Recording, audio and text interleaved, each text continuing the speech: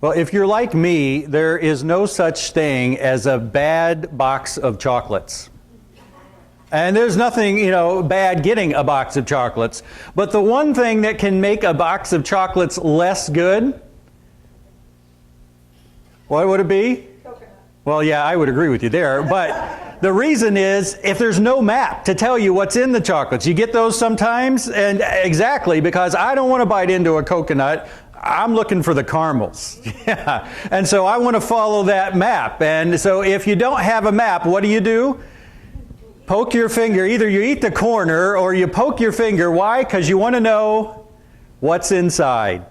Yeah, I want to know if that's a coconut or a caramel or something else that might be somewhere in between those two extremes for me. Well, I got to thinking about it. Are we more picky about our chocolates than we are about our spiritual life? What's inside?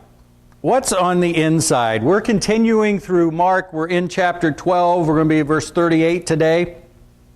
And we've seen this overall theme about where is our focus. It needs to be on the spiritual, but so many people, certainly in Jesus' day and us today, it's on the physical. And we said those are like column headings, and you have so many things that fall underneath them. On the physical side, you have, the world and now and me. And then on the spiritual side, you have heaven and eternity and God. And then the biggest things we've seen are the contrasts, and they fall under there too, humility and pride. This true humility that says God is God and I'm not. I'm aware of my limitations, versus the pride that doesn't surrender to God and doesn't rely on Him. And we've come to the last week of Jesus' life here, and we've seen some questions that people have asked Jesus to try to trap him or trip him up. We saw the question that he was asked by another person seeking the idea of what's the greatest commandment, and then Jesus' question last week about the passage about David and the Messiah. Well, here we have the last section, really two sections in Mark chapter 12. And there's two events here, and most people agree that they go together, that they complement each other, they're connected. But that then raises the question, okay, how? What's the common idea, the main subject that runs through it, and the lesson that God wants us to get? So let's look, Mark chapter 12, verse 38. It says, "And in his teaching he said, 'Beware of the scribes who like to walk around in long robes and like greetings in the marketplaces, and have the best seats in the synagogues and the places of honor at feasts, who devour widows' houses and for a pretense make long prayers. They will receive the greater condemnation.'" Now, what Jesus is saying here is very important to him. He wants to get it across because note it says, in his teaching, this wasn't some side comment, and he starts it off. He says, beware of this. Take notice. Again, it wasn't just some little side comment as he saw them. And he goes on to talk about the things that they do, and most of them are innocent in and of themselves. He does make a point that they make their long prayers just for show. Then he also talks about devouring widows' houses. Now, what's that mean? Obviously, they're not like eating women's houses. Don't even think they're tearing down widows' houses. But what they were doing is these widows, they seem to have been trying to take advantage of them to get their money for themselves, and that would leave them without, their houses and their means of support. He says that they who do this, they will receive the greater condemnation. Don't know exactly, are there levels of hell? How does that work there? There's certainly the idea that comes across, and we see this. There will be, of those who are eternally separated from God, you will certainly have some who, like the scribes, they would have thought they were close. They knew it. It was right there in front of them, versus someone who never took the time to even pay attention to God, and that's going to be with them for all eternity. Well, then, right after that, verse 41, it says, "He sat down opposite the treasury and watched the people putting money into the offering box. Many rich people put in large sums, and a poor widow came and put in 2 small copper coins, which make a penny. And he called his disciples to him and said to them, 'Truly I say to you, this poor widow has put in more than all those who were contributing to the offering box. For they all contributed out of their abundance, but she out of her poverty has put in everything she had, all she had to live on.'" So he's opposite the treasury. This is the place where the offerings were collected. It was in the court of the women. You had the outer court of the Gentiles, then the court of the women, and then you had the court of the men could go in. Well, they wanted women to be able to give too, so it was there in the court they could enter. And it says the offering box, this consisted of 13 brass trumpet-shaped receptacles that they would put their money in. And you probably realize that day they didn't have paper money, they didn't have checks, it would have been coins, and so everyone would have heard, as they put their money in. Well, so here's these two events. Everyone seems to agree that they're connected. What do they have in common? And you know by now, that's not just me asking a question that I'm about to answer. What do they have in common? What do you see in these two things as we start to figure out, all right, what's the subject? Money comes up, definitely. You see it some in the first one. You see it both contrasts. And really what's interesting is you have the first one where it's all bad, talking about the scribes. Then you have here, and you have the contrast between the rich and this widow. So definitely money is the essence of the second one and comes into play in the first one. Appearance. I think that's a big one. Yeah, doing things for appearance. And not even all the things they do are wrong, right? Right? Wrong, right. Because, even the rich people putting money in the offering box, it wasn't wrong. What was wrong about it? Yeah, their heart, their pride, why they did it. Yeah. What else do you see here? Anything else come up?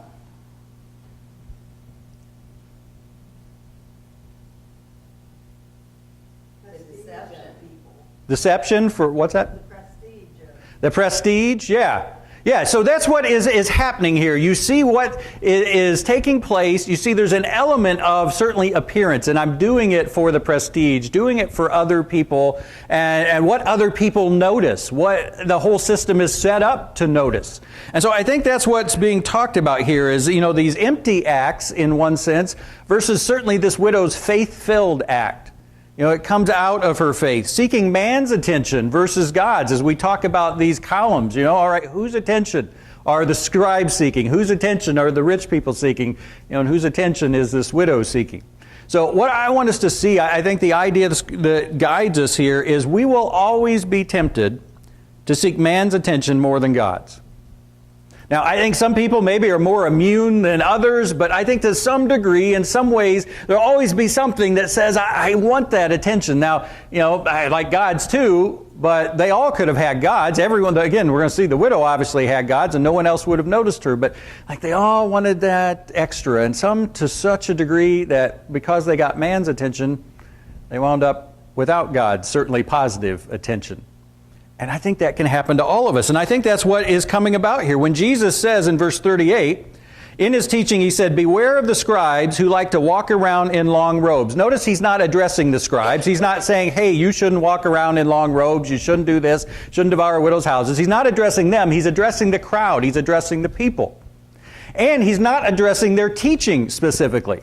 There's other times he does that. He warns against the yeast of the Pharisees, and the disciples takes them a while, but they're teaching.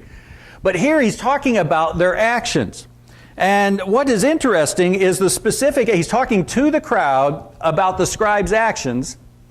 But what's interesting is the crowd can't do what the scribes were doing. Look at the stuff it says about them. They get these greetings because of their position. Well, that means a normal person can't walk through the marketplace and get greeted that way. They get seated at the place of honor. A normal person can't do that. A normal person, if they're taking advantage of the widows trying to get the money to support them, in their religious mission, again, a normal person can't make that. So it's not something they can do specifically, but Jesus warns about it. So there must be some application here. There must be some way it applies to all of us. And so that's the first thing. Jesus' warning means this is a temptation for all of us. Not necessarily wearing the long robes, not necessarily seeking that place of honor, but somehow doing what they were doing. And obviously the big one is seeking that attention. Doing things, most of them not inherently bad, but to get attention from people. I want you to know about it. I want to get your praise. Matthew 6:1 says, beware of practicing your righteousness before other people in order to be seen by them, for then you will have no reward from your Father who is in heaven. Well, what's interesting is we are to practice our righteousness before men. A lot of things that we do that are righteous are things that we are to do in front of, around people, to other people, to help them, to show kindness to them. But the point is being made, don't do it for that reason. Don't practice your righteousness. Don't do these good things with an eye to, I want people to notice this. I want people to see me. Do you know what? That's hard to avoid. Our sinful nature, it likes that attention. It likes that, boost up my ego some. All that part of our self, our fallen nature, and our culture. Don't we live in a culture that puts so much emphasis on seeking attention? I mean, some of you don't even realize that this new form of pictures that has, it didn't used to be a thing called a selfie. And that's because you didn't have a camera that you could tell, what's getting in the picture. But now you have to think maybe the first time it started, it was just helpful, because what do you have to do if you were somewhere and wanted a picture of yourself?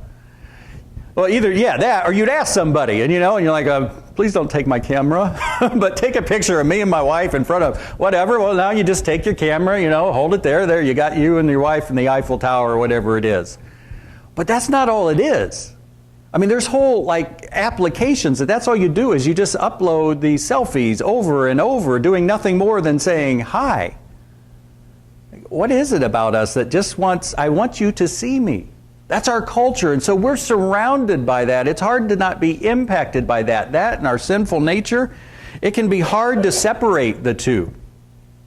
It can be hard. I know it is for me at times. I'm doing this Looking Intently ministry where I put up videos, and part of the nature of, social media ministry and spreading is you got to get likes and comments and shares.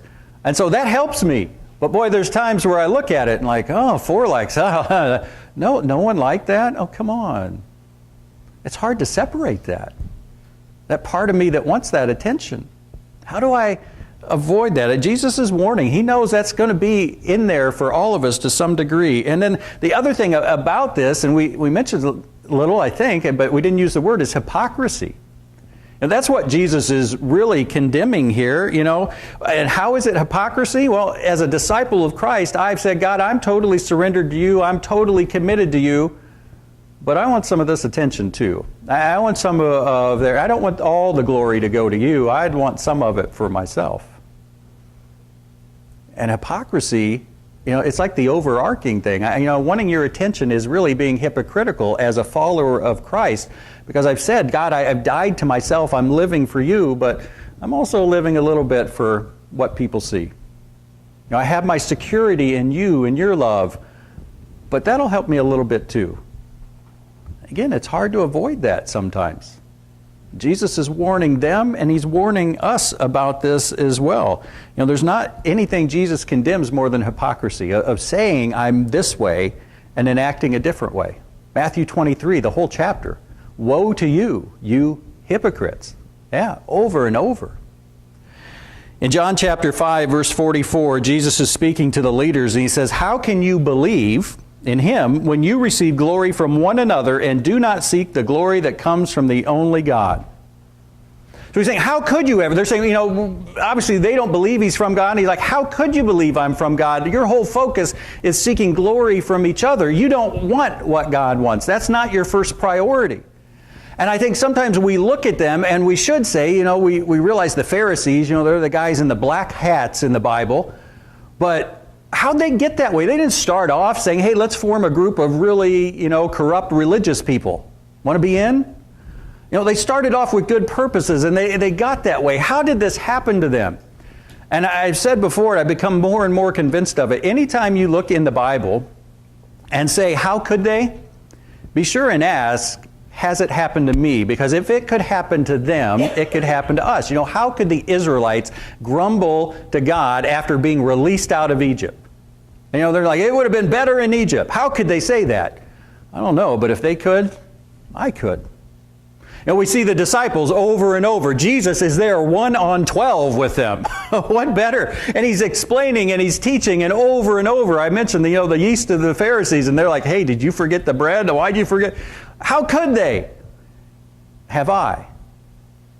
Have I been so blind to something? Am I missing something? And so as we see this, Jesus is warning, because it is a possibility. He's not telling the scribes to stop it. He's telling the people, be careful of it. It is a possibility for everyone. And why is it? Why are we so tempted to this? Well, why are we, it reminded me of the old preacher joke. And we have a couple old preachers in the room, so they'll probably know the joke. About the little boy who's going to bed and he's scared, and so the mom says, it's okay, God is with you. And the little boy says, I want a God with skin on. I want someone tangible, someone there. Well, sometimes we want something tangible. I know that I do a good thing, God's pleased, but I'd like to hear it from some of you out there. I'd like to know some way right here. There's that part of me that for whatever reason looks to that, is tempted to look to that. Which, what's that remind you of? If I'm looking to the physical side of things, there's that focus again. If my entire focus in life is on the physical, it's on the now, it's on the tangible, it's on me, then this is going to be part of that too. And when I feed any part of that side, I'm feeding the whole thing. And so it's going to be there. I need to look for it. And often our very system is designed to notice external acts. Think about it in the temple. You probably heard this. Have you heard about the fact that, where they put their money was these bronze like trumpet, big at the top, got smaller. And so what's going to happen is you put a handful of coins in there. And you'll know exactly, wouldn't you, if there's a lot of coins or a little, if they're big or they're small. The whole system is set up so people will know how much someone has given. God didn't say, all right, please put up 13 bronze trumpet things. No. Their system was set up that way. Sometimes our systems can be set up that way. Think about some churches, and me, I'm going to say it whether I see it here or not, but I don't see it here, I'm glad, is the, chair given in memory of, or given by, and, the pew, the plaque, this. Have you ever been in a church with those? Yeah, it's pretty common. But, have you ever tried to change one of those things that was given? We can't get rid of the pews. Those were donated by, But that whole system set up to focus our attention on something there. Give people attention. I mentioned last week, what was the New Testament worship more like? When the church built the group of people built its first church building, around the year 200 some, a little after that, the whole focus began to change. We got rows like this, we got a pulpit like that, and usually even bigger and looking down, and that just focused the attention on this person up here, and God wanted it to be the body. We've set up a system at times that gives attention. And so it's so easy to get caught up in it. We have to watch out for it. Jesus' warning means this is a temptation for all of us. Do you believe that? And this came up in Sunday school, just because I say it doesn't mean it's true. Do you believe it's a temptation for all of us? That's not a statement the Bible makes directly. It's me saying it. This is why Jesus is saying that. I think it is. And so we need to ask ourselves, if we believe it, what might it look like? What might it look like to do things to seek attention? Or at least to do things to avoid negative attention? I won't ask for a showing of hands. How many people have put something in an offering plate when it's gone by, and maybe it's just $1, so that you're putting something in the offering plate when it's going by? I won't raise hands. I ask you to do that. But you're going down the row, and here's that, and everyone's giving. I better, all right, let's put that in. A special offering especially. All right, and make the appeal, and then, all right, should I put it in? I don't want to be someone who doesn't put something in the offering plate. Yeah, it's like that tip jar. It's not enough to tip. What do you want to happen when you tip? Well, you want that. You want them to see you. Yeah. There's an episode of an old comedy, and the person puts, whatever he puts a bill in the tip jar, and right as he does, the person who I think is cooking something turns away. And so, while they're turned away, he reaches in to pull it out, and guess what happens? The person turns back, he gets thrown out. But yeah, we want them to see us put that tip in the tip jar. That's a human nature. What about going to events? Have you ever felt pressure to go to some church event And, again, realize, Dennis said, let's not forsake meeting together, but the Bible didn't have 53 different events that, like, all right, can't miss this event, or this event, together as a group here in the worship service. There were some events like, I better go to that. My wife used to feel like that at times with women's events. When we first started off at Scottsdale Christian, I better go to this. My wife, she's just not the kind that likes women's teas. She doesn't like baby showers and wedding showers and stuff. It's just not her. And so finally she told them, I'm not going to the women's tea anymore. You guys know by now I love you. I just don't like that. Have you ever done some things? And the problem is it creates this legalistic mindset. Oh, I have to do that. Why? So people see me do that. And we can all get there. Sometimes we put the pressure on each other. But it feeds that side, that physical side. And so what can be a sort of good thing ends up creating this legalistic mindset. Well, you've got to do what everyone expects you to do. So it's not so much we're always seeking positive attention. I don't want to get any negative attention. You know what? I wasn't planning on doing this, but I wasn't planning on doing this. When I wake up in the morning, just about any time, I throw on my sandals. Well, this morning, I got here at church and realized I forgot to change my sandals for my church shoes. So I'm wearing sandals this morning. I hope that doesn't bring any negative attention, but I didn't plan on it. I know, now it will. Now you're going to see it. But I don't want to get negative attention, so I better do this because preachers don't wear sandals. And this was just a mistake on my part. Yeah, I know. I used to tell people that. Jesus wore sandals. Okay, Carol got me off track here. When I went to Florida Christian College and applied, they had a rule about cutting your hair. I almost went to Great Lakes or Cincinnati because they didn't have the rule. And on their little sheet, their comment card, wrote, Jesus had long hair.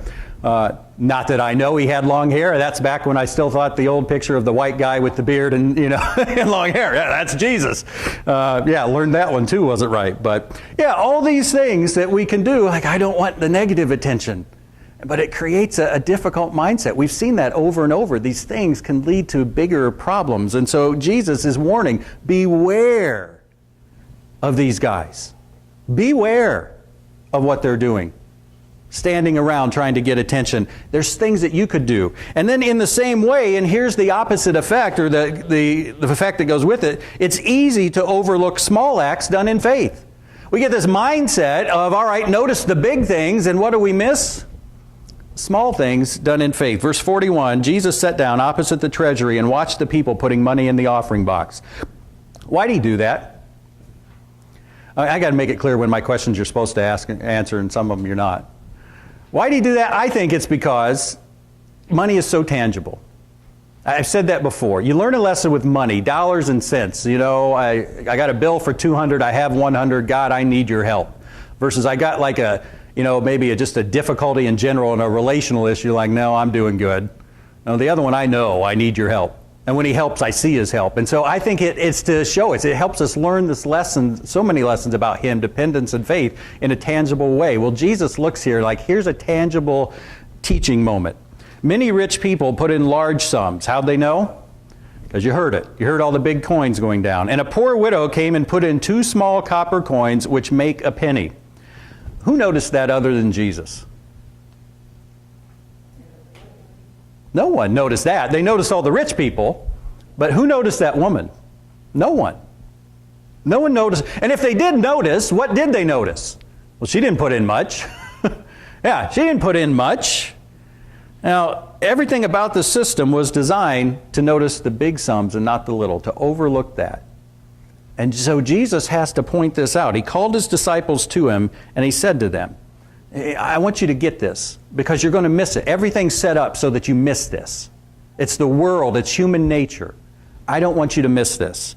Truly I say to you, this poor widow has put in more than all those who are contributing to the offering box, for they all contributed out of their abundance, but she out of her poverty has put in everything she had, all she had to live on. She's given more. Did she give more in a monetary sense? No. It says she's given all she had. Now, you might say, well, none of the others could have known that's all she had. You're right. Jesus' point wasn't now you go up and congratulate her. His point was notice, begin to think about what's truly important. The act of faith. And everything about us, our fallen nature and our worldly system says we notice the big external thing, not the little thing. We notice what he says, they gave out of their abundance. It's totally done by sight. They knew, I give this much, I'm still going to be okay. Whereas this widow, she gives those 2 pennies, and what's he say? It's all she had to live on. Now, what's that mean? Is she going to lose her house? Is she, we don't know exactly. Was it all she had for that day, and now she's going to have to fast? We don't know, but whatever it was, she was willing to make that sacrifice, and she was willing to act on faith. And notice it doesn't say faith anywhere in there, does it? But how do we know that she was showing faith? Because it's all she had. Yeah, exactly. And so it doesn't say faith. This is one of those things where, again, you got to get in the habit of reflecting. So here's the faith of this woman. It was all she had. And so the point is, I need to judge my walk with God by faith versus just actions. And so often it's easy not to. Who's the good Christian? Well, the person who shows up at every service.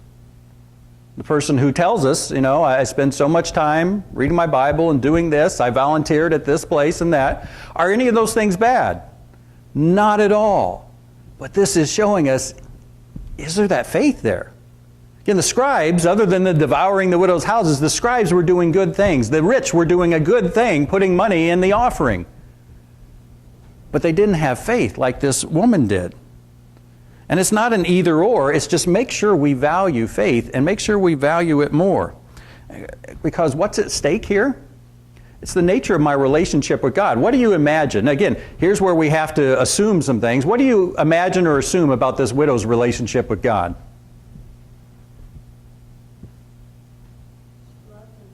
She loved him.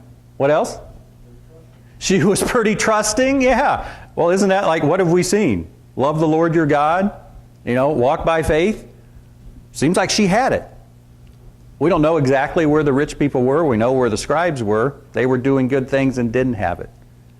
He's saying, please take your focus off the physical. Everyone's focus is off the physical. Put it on the spiritual. Put it on faith. Because your relationship with God is at stake. If you think this is what, my relationship with God must be good. Why? Because I do this, and do this. He's saying, yeah, but do you have faith? Is that there? That's the standard. We're back to this theme. Human fallen nature puts more emphasis on external acts than sight than faith. God puts his emphasis on faith. And even, I think I'd go as far as to say God notices faith. What's that mean? That if God notices it, I think he's going to do something in response to it. Now, you got to be careful here because you've got the whole extreme of the faith. You just have faith and God will give you everything you want. Name it and claim it. No, remember, we've seen over and over, the Bible never talks about faith that. It always talks about faith in. It's not faith that this will happen. It's faith in God. I don't know what God's going to do, but I have faith in him. And God will reward that. He will bless that in his way. I don't get to pick the blessing. But he will bless it. He'll bless us individually. And imagine a church that has that kind of faith of this woman. Imagine a church full of women like this who had that kind of faith. What would God do in that church? What would God do through that church? Do you want to find out? Do you want to know? I think that's what Jesus is saying. Yeah, focus here. Begin to realize what can happen. Well, the last thought I get from this is we say faith is more important because we know we're supposed to, but what do? The Pharisees said and knew faith was important. Psalm 4 verse 5 says, offer right sacrifices and put your trust in the Lord. Psalm 37, commit your way to the Lord, trust in him and he will act. Psalm 62, trust him at all times, O people, pour out your heart before God. God is a refuge for us. Proverbs 3:5, trust in the Lord with all your heart and do not lean on your own understanding. The scribes agreed with all of that. They could recite all of that, but we look at them and they weren't doing that. It's one thing to say it. It's easy to say it. It's another to do it. Stop and think about it for a moment. If I said, what would it be like to have a church full of people who gave 1 cent? What's one part of our thoughts? If you had a church full of people who gave 1 cent each. Not a big church. Well, what a big church. How are you going to pay the bills? How are you going to keep the lights on? But if we had a church full of people who gave 1 cent because that's truly all they had, how's that change things? Again, it's just so hard. Our mind is so focused. Yeah, a church full of 1 cent givers. Yeah, but if they were doing it in faith, they were giving all they had, what would God do? And I think that's a normal thought, unless you've experienced God doing things. I've read a couple autobiographies recently where these people trust God and God does amazing things. And they get in the habit of trusting God to do the amazing things. And I've been saying, God, I want that. I want that. I don't want anything for my own. Again, it's not faith that. I name it, God, give me this car, give me this thing, give me this amount of money, and I get it. It's God, I just want to trust you. You've led me here. Here's what needs to happen. I don't even know what needs to happen, but I'm going to trust you. It will happen. And over, those people see it happen. I want that. I want us to experience that. It comes when we focus and we value that faith versus the external. We notice big acts whether they're done in faith or not. Someone does something big, a big sacrifice, and we talked this morning in Sunday school as I'm jumping on a grenade, a big sacrifice done. You notice it whether it's done in faith or not. But how does a person do big acts of faith? It starts with small acts of faith, doesn't it? And for us to start doing those, then we have to value them. We have to say that's just as important as the big external things. Doing little things in faith, that's important. And then that person grows and develops that faith. And for that to happen, you have to have a church that values faith. You have to have leaders that value faith. That's where our focus is, everyone. Do these things. Put your priority there. The question, Jesus was warning the people about their leaders. Why? Here's the scribes, beware of them. Why? Because he knows the people are going to look to them. He's going to see them. Same thing happens in a positive way. Lead people in the right direction. So the question is not how much do we value faith, but what do we do that values faith? Ask yourself, what do I do personally that shows I value faith? I value trusting God, relying on Him, surrendering to Him. What do we do as a church that shows? Not just we say it, but we do it. We need to answer those. We need to examine those. Well, I always give a root problem, and here's, the problem we saw were these external things and immediate, seeking attention and man's attention versus God and this legalistic focus. So it goes back to the root problem is